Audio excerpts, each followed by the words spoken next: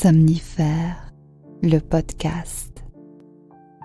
Bonsoir à tous, nous sommes le dimanche 5 décembre et Somnifère vous propose ce soir de redécouvrir un classique d'Andersen avec La petite fille aux allumettes. L'histoire d'une enfant pauvre qui parcourt la ville en plein hiver pour vendre des allumettes à des passants indifférents. Transie par le froid et ne trouvant pas acheteur, elle décide finalement d'en craquer quelques-unes pour se réchauffer. Et juste après cela, un second conte d'Andersen avec l'histoire d'une aiguille particulièrement orgueilleuse et obsédée par son apparence. Je vous souhaite une excellente nuit et maintenant place à notre séance de relaxation. La séance de relaxation. Mettez-vous à l'aise, fermez les yeux et permettez-vous de déconnecter de votre journée.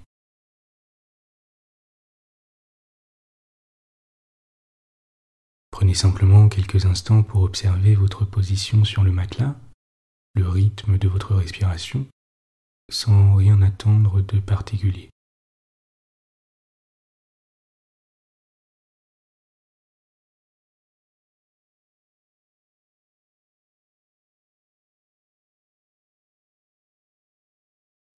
Sentez votre poitrine se soulever à l'inspire et redescendre à l'expire.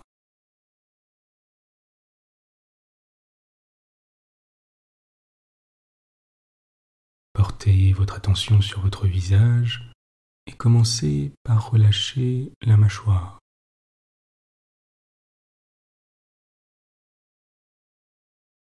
Puis la langue,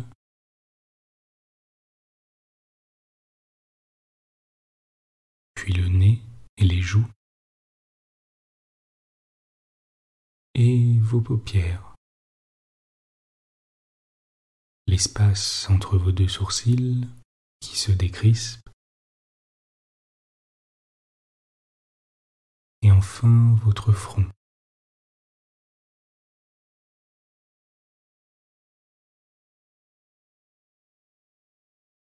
Prenez un instant pour observer le reste de votre corps, et s'il reste quelques tensions ici et là, tâchez de les relâcher et de vous détendre complètement.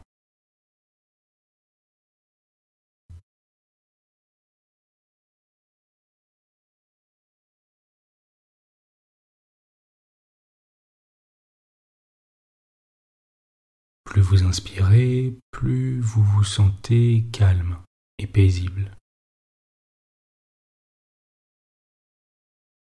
Plus vous expirez, plus les tensions et les pensées parasites s'évanouissent.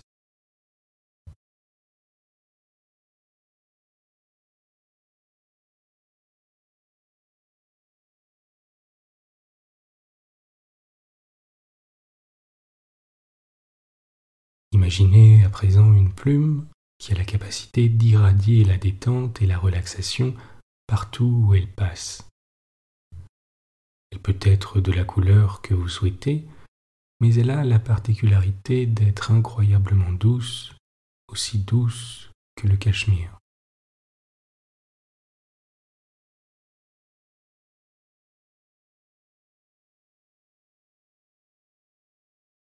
Elle se dépose au milieu de votre front, juste à la racine de vos cheveux, et commence à descendre tout doucement, tout en délicatesse.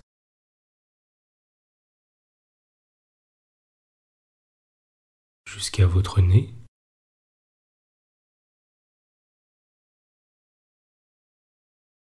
puis au niveau de votre bouche,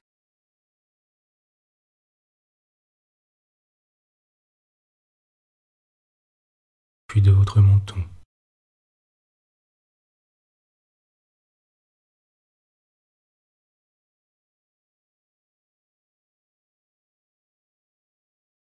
Avant d'arriver à votre cou,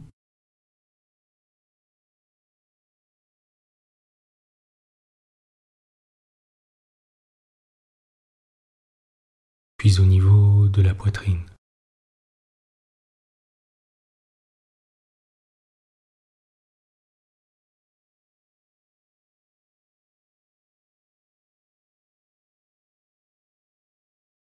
Et de votre ventre. qui est envahi d'un sentiment de bien-être et de confort.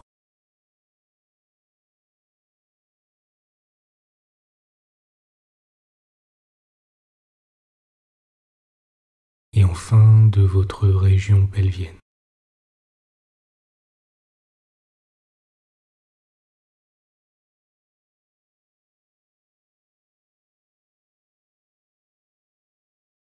Avant de remonter lentement au niveau de votre bas dos et de votre colonne vertébrale.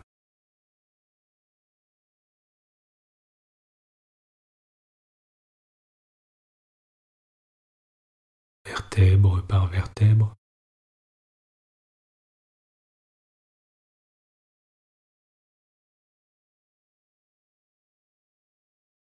avant d'arriver au niveau des trapèzes.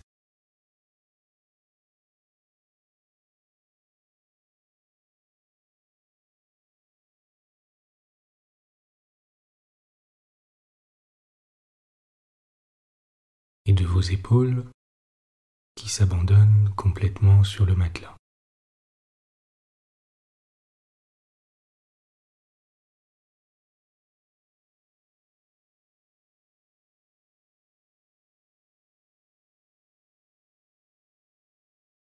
Avant de remonter le long de votre nuque,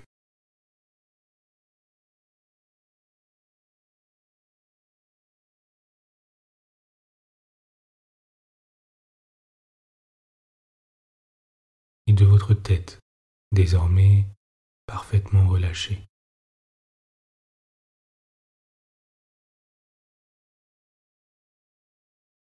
Jusqu'à venir se déposer à son point de départ, délicatement.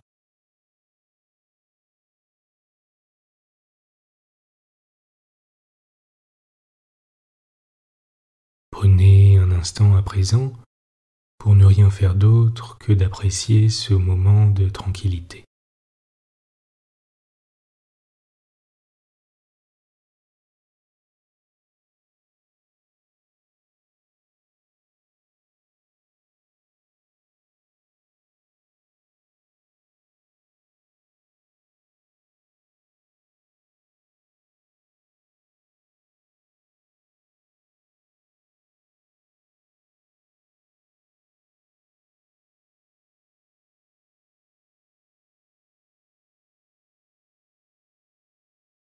Vous êtes calme et détendu.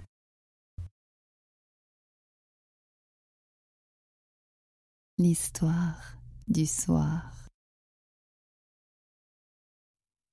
Hans Christian Andersen, La petite fille aux allumettes. Traduction de David Soldy. Comme il faisait froid, la neige tombait et la nuit n'était pas loin. C'était le dernier soir de l'année, la veille du jour de l'an.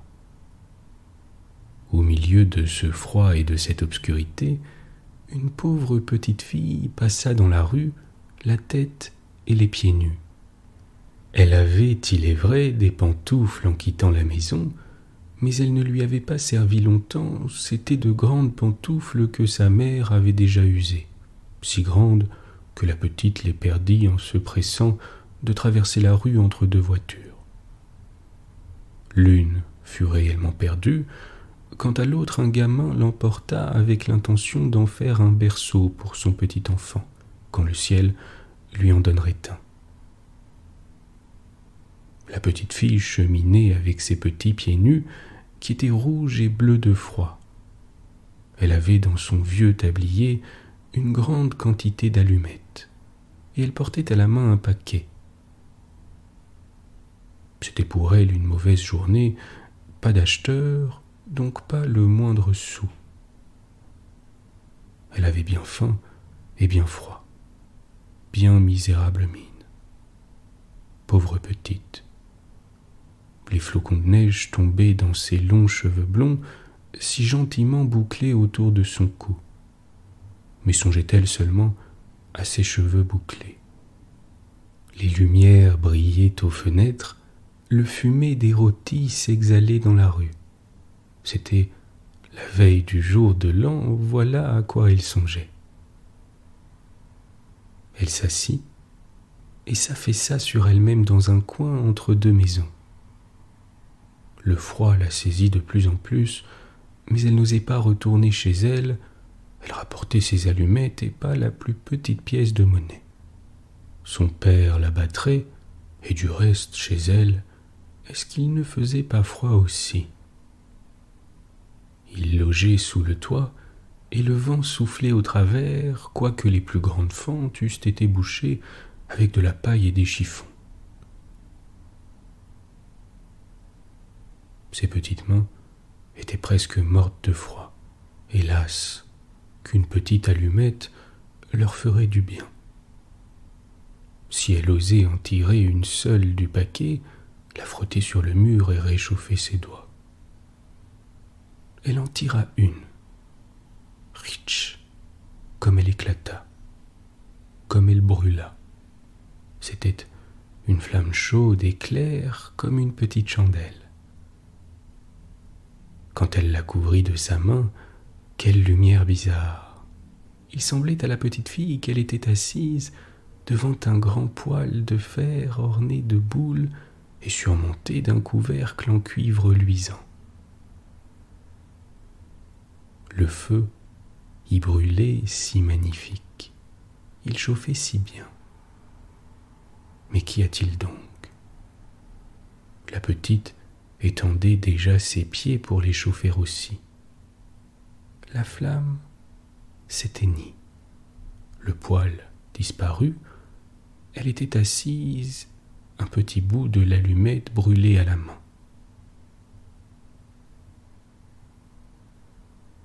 Elle en frotta une seconde qui brûla, qui brilla, et là où la lueur tomba sur le mur, il devint transparent comme une gaze.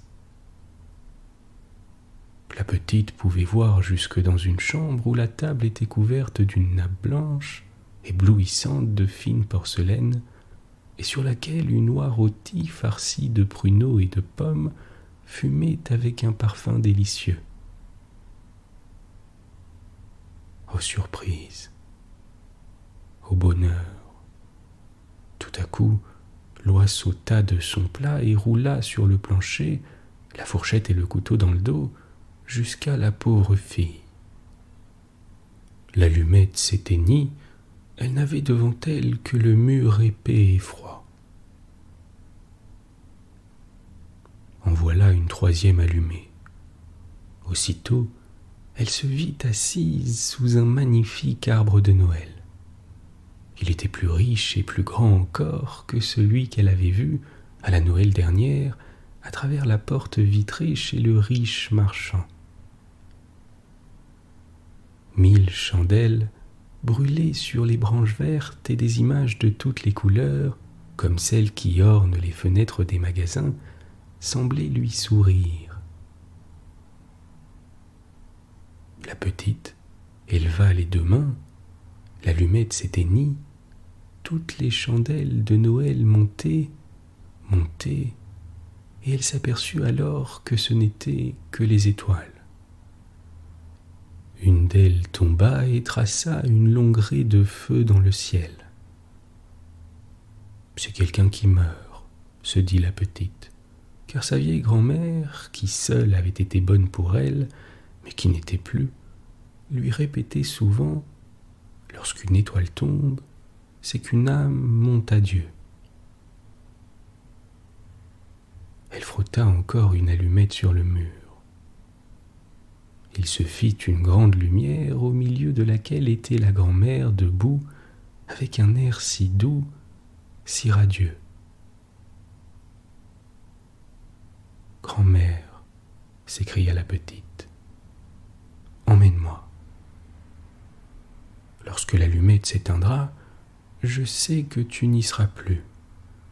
Tu disparaîtras comme le poêle de fer, comme l'oie rôtie, comme le bel arbre de Noël. » Elle frotta promptement le reste du paquet, car elle tenait à garder sa grand-mère, et les allumettes répandirent un éclat plus vif que celui du jour.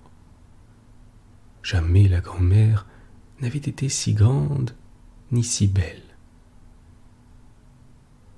Elle prit la petite fille sur son bras, et toutes les deux s'envolèrent joyeuses au milieu de ce rayonnement, si haut qu'il n'y avait plus ni froid, ni faim, ni angoisse. Hans Christian Andersen, La grosse aiguille. Il y avait un jour une aiguille à repriser. Elle se trouvait elle-même si fine qu'elle s'imaginait être une aiguille à coudre. « Maintenant faites bien attention, et tenez-moi bien, dit la grosse aiguille au doigt qui allait la prendre. Ne me laissez pas tomber, car si je tombe par terre, je suis sûr qu'on ne me retrouvera jamais. Je suis si fine. » « Laisse faire, dirent les doigts, et ils la saisirent par le corps. « Regardez un peu, j'arrive avec ma suite, dit la grosse aiguille en tirant après elle un long fil, mais le fil n'avait point de nœud. Les doigts dirigèrent l'aiguille vers la pantoufle de la cuisinière. Le cuir en était déchiré dans la partie supérieure, et il fallait le raccommoder. « Quel travail grossier, dit l'aiguille. Jamais je ne pourrai traverser, je me brise. » Et en effet, elle se brisa. « Ne l'ai-je pas dit ?» s'écriait-elle. « Je suis trop fine. » Elle ne vaut plus rien maintenant, dirent les doigts. Pourtant, il la tenait toujours. La cuisinière lui fit une tête de cire et s'en servit pour attacher son fichu. « Me voilà devenue broche, dit l'aiguille. Je savais bien que j'arriverais à de grands honneurs. Lorsqu'on est quelque chose, on ne peut manquer de devenir quelque chose. » Elle se donnait un air aussi fier que le cocher d'un carrosse d'apparat, et elle regardait de tous les côtés. « Oserais-je vous demander si vous êtes d'or ?» dit l'épingle sa voisine. « Vous avez un bel extérieur et une tête extraordinaire. Seulement, elle est un peu trop petite. Faites vos efforts pour qu'elle devienne plus grosse, afin de n'avoir pas plus besoin de cire que les autres. » Et là-dessus, notre orgueilleuse se roidit et redressa si fort la tête qu'elle tomba du fichu dans l'évier que la cuisinière était en train de laver. « Je vais donc voyager, dit l'aiguille, pourvu que je ne me perde pas. » Elle se perdit en effet. « Je suis trop fine pour ce monde-là, dit-elle pendant qu'elle gisait sur l'évier. Mais je sais ce que je suis, et c'est toujours une petite satisfaction. » Et elle conservait son maintien fier avec toute sa bonne humeur. Et une foule de choses passèrent au-dessus d'elle en nageant, des brins de bois, des pailles et des morceaux de vieilles gazettes. « Regardez un peu comme tout ça nage, dit-elle. Ils ne savent pas seulement ce qui se trouve par hasard au-dessous d'eux. C'est moi pourtant. Voilà un brin de bois qui passe. Il ne pense à rien au monde qu'à lui-même, à un brin de bois. Tiens, voilà une paille qui voyage. Comme elle tourne, comme elle s'agite. Ne va donc pas ainsi sans faire attention, tu pourrais te cogner contre une pierre. Et ce morceau de journal, comme il se pavane. Cependant, il y a longtemps qu'on a oublié ce qu'il disait. Moi seul, je reste patiente et tranquille, je sais ma valeur et je la garderai toujours. Un jour, elle sentit quelque chose à côté d'elle. Quelque chose qui avait un éclat magnifique et que l'aiguille prit pour un diamant. C'était un tesson de bouteille. L'aiguille lui adressa la parole parce qu'il luisait et se présentait comme une broche. « Vous êtes sans doute un diamant ?»« quelque chose d'approchant. Et alors, chacun d'eux fut persuadé que l'autre était d'un grand prix, et leur conversation roula principalement sur l'orgueil qui règne dans le monde. « J'ai habité une boîte qui appartenait à une demoiselle, » dit l'aiguille. Cette demoiselle était cuisinière. À chaque main, elle avait 5 doigts. Je n'ai jamais rien connu d'aussi prétentieux et d'aussi fier que ses doigts. Et cependant, il n'était fait que pour me sortir de la boîte et pour m'y remettre. Ces doigts-là étaient-ils nobles de naissance ? Demanda le tesson. Nobles, reprit l'aiguille. Non, mais vaniteux. Ils étaient 5 frères, et tous étaient nés doigts. Ils se tenaient orgueilleusement l'un à côté de l'autre, quoique de différentes longueurs. Le plus en dehors, le pouce, court et épais, restait à l'écart. Comme il n'avait qu'une articulation, il ne pouvait se courber qu'en un seul endroit. Le second doigt goûtait tantôt des confitures et tantôt de la moutarde. Il montrait le soleil à la lune, et c'était lui qui appuyait sur la plume lorsqu'on voulait écrire. Le troisième regardait par-dessus les épaules de tous les autres. Le quatrième portait une ceinture d'or, mais le petit dernier ne faisait rien du tout. Aussi en était-il extraordinairement fier. On ne trouvait rien chez eux que de la forfanterie et encore de la forfanterie. Aussi, je les ai quittés. Et maintenant nous voilà assis ici et nous brillons, dit le tesson. À ce moment, on versa de l'eau dans l'évier. L'eau coula par-dessus les bords et les entraîna. « Voilà que nous avançons enfin, » dit l'aiguille. Le tesson continua sa route, mais l'aiguille s'arrêta dans le ruisseau. « Je ne bouge plus, je suis trop fine, mais j'ai bien le droit d'en être fière. »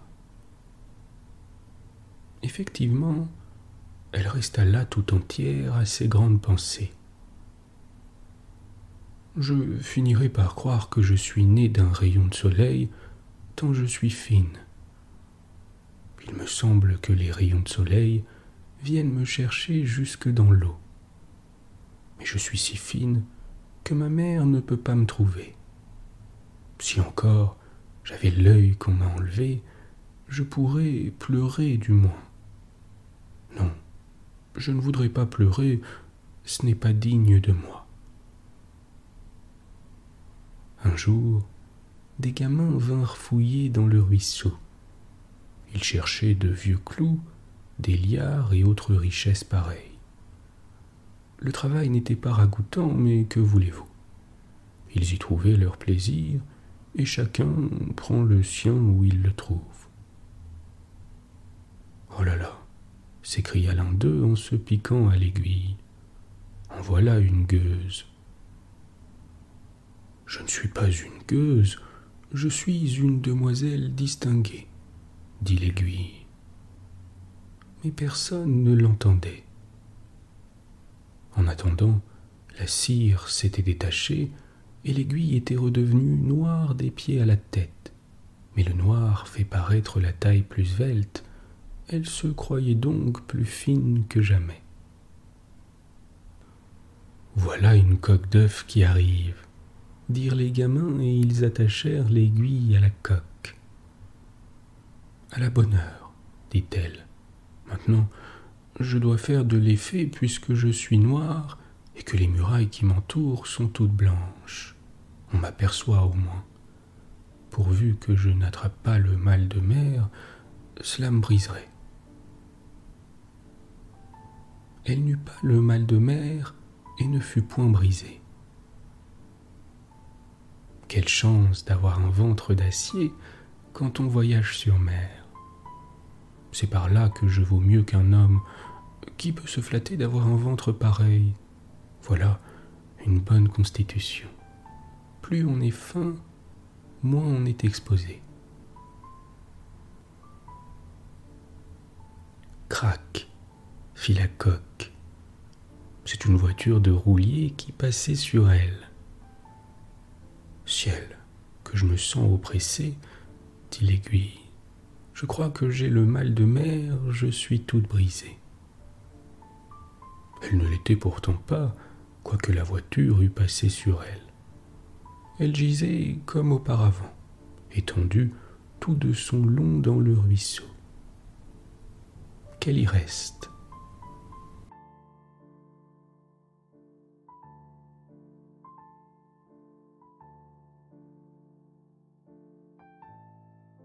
Bonne nuit. Bonne nuit.